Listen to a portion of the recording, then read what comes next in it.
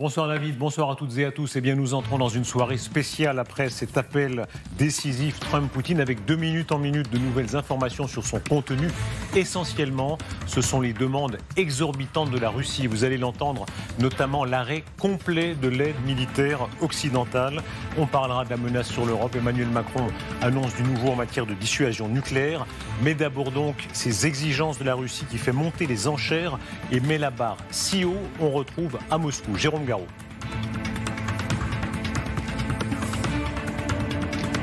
Bonsoir Darius. Oui, on sent que ces négociations vont être très très longues. Vladimir Poutine n'a pas lâché grand-chose, mais en revanche, il a déjà gagné un entretien avec le président des États-Unis, quasiment sur un pied d'égalité, et ça, ce n'est pas rien en Russie. Avant de venir pour ce direct, je regardais la télévision russe avec le journal du soir, donc là, c'est un média d'État, et sans surprise, cette actualité faisait la une, et pendant 15 minutes, vous aviez un long compte-rendu fait par les correspondants, d'ailleurs depuis Washington, par les correspondants russes, qui soulignaient tous les points de concordance, les points de convergence d'accord entre les deux présidents, comme pour expliquer que désormais, les affaires du monde seront mieux réglées si elles sont gérées entre ces deux superpuissances. Mais quand vous écoutez le détail de ce compte-rendu, vous avez effectivement ces exigences faramineuses et surtout beaucoup de déclarations d'intention. On a l'impression surtout que Vladimir Poutine a encore gagné du temps. Merci beaucoup Jérôme Garraud. Et donc on détaillera ce soir d'autres informations qui nous arrivent par le menu de ce qui s'est dit au cours de cette conversation. Les exigences si hautes de la Russie. Qu'a répondu exactement Donald Trump, notamment sur l'arrêt complet de l'aide militaire concernant la mer Noire et donc potentiellement la Crimée. D'abord, rendons-nous après Moscou à Washington. Vous y êtes, Léa Mernier. Quel est l'état des informations côté Washington ? Alors déjà, il faut le dire, cette journée, elle a été placée sous le signe de l'incertitude. Il faut imaginer ici, à la Maison-Blanche, des dizaines et des dizaines de journalistes, la presse, la télévision américaine. Et tous ces journalistes, on a l'impression qu'on a tous couru après les mêmes informations toute la journée. Déjà, impossible de savoir quand est-ce que l'appel avait démarré. Il a fallu attendre 10 heures, donc 15 heures, heure française, pour que la Maison-Blanche communique enfin sur le début de cet appel. Et lorsqu'il s'est terminé, pareil, il y a eu 15-20 minutes de flottement. Il était question que la porte-parole de la Maison-Blanche communique, même Donald Trump en personne pour donner le contenu de cet appel. Finalement, il n'en est rien, on a dû se contenter d'un simple communiqué de presse envoyé par la Maison-Blanche. Alors Donald Trump a tout de même donné une interview cet après-midi enregistrée avec Fox News. Elle sera diffusée ce soir vers 19h heure locale en prime time. Merci beaucoup Léa et je précise qu'on pourra la suivre les extraits en tout cas ici même en direct sur LCI. Merci beaucoup et nous sommes toujours avec Jérôme Garraud en duplex, avec vous aussi Mariana Perez-Benessiuk, avec le colonel Herbaratier. Lisons exactement ce que demande Poutine, puisqu'on commence à avoir, c'est en tout cas la version cette fois du Kremlin, le détail des demandes de la part des Russes. Normalisation pour la sécurité du monde, arrêt complet de l'aide militaire et du renseignement occidental à l'Ukraine. C'est évidemment le point le plus important et le plus inacceptable certainement du point de vue des Ukrainiens. Trêve de 30 jours sur les infrastructures énergétiques, négociation sur la circulation dans la mer Noire. Mariana Perez-Benessiuk, cette petite phrase, arrêt de l'aide militaire, arrêt intégral, précise le Kremlin, de l'aide militaire et du renseignement occidental à l'Ukraine. Oui, bien sûr, mais... C'est même ça l'essentiel, vous voyez. Ce qui se passe depuis 15 jours, ça ressemble beaucoup à une sorte de spectacle pour un seul téléspectateur VIP qui est Donald Trump.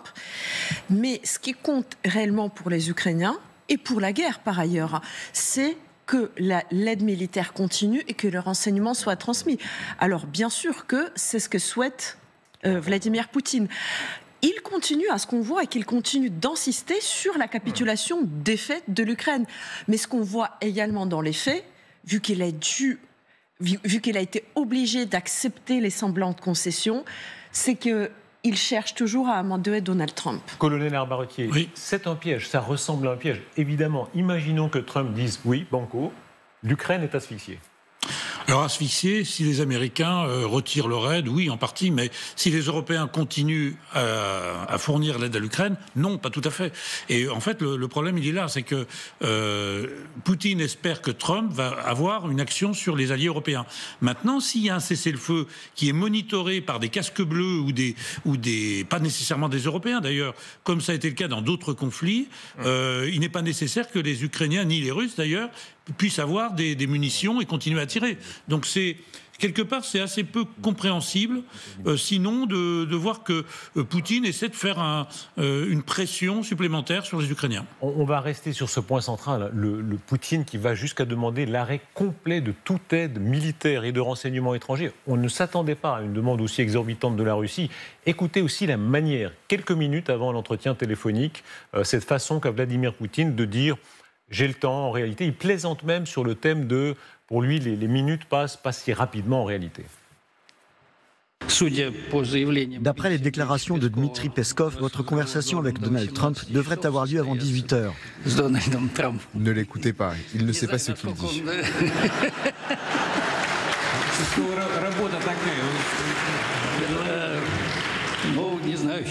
On verra ce que Trump va dire de ça. Il aime faire des interviews, non? Trump n'a rien dit sur l'heure, mais vous savez que nous aurons une discussion. Vous êtes toujours avec nous, Jérôme Garraud. Le contenu des demandes de la Russie, mais aussi ce ton, cette manière qu'a Poutine, c'est comme s'il avait la main, comme si c'est lui, en réalité, qui forçait Trump à être demandeur. Oui, et d'ailleurs, Vladimir Poutine, et il faut le noter, est arrivé en retard à cet entretien téléphonique. C'est pas très étonnant, il est coutumier du fait, il n'arrive jamais à l'heure pour ce genre de réunion, même pour ses conférences de presse. D'ailleurs, alors certains disent que c'est une méthode du FSB ou bien simplement le privilège des puissants. Mais dans ce cas précis, on voit quand même depuis une semaine que Vladimir Poutine fait comme s'il avait le temps, il laisse traîner sa réponse sur le cessez-le-feu. Là, pendant cette conférence de presse, pendant ce forum, il dit qu'il a le temps, qu'il va prendre Donald Trump un petit peu plus tard. C'est une tactique aussi de négociation que d'attendre et de laisser l'autre venir à vous, surtout quand l'autre, c'est un Donald Trump qui est très pressé et qui veut aller vite. Ça peut donner un avantage, une posture avantageuse pour négocier pour Vladimir Poutine, très clairement. Entrons très en détail dans ce que demande la Russie, la négociation sur la circulation dans la mer Noire. On parlera de la Crimée un peu plus tard, colonel Arbaretier. Évidemment, si la Russie peut non seulement garder les territoires occupés, mais recouvrer la circulation dans la mer Noire, c'est énorme pour elle.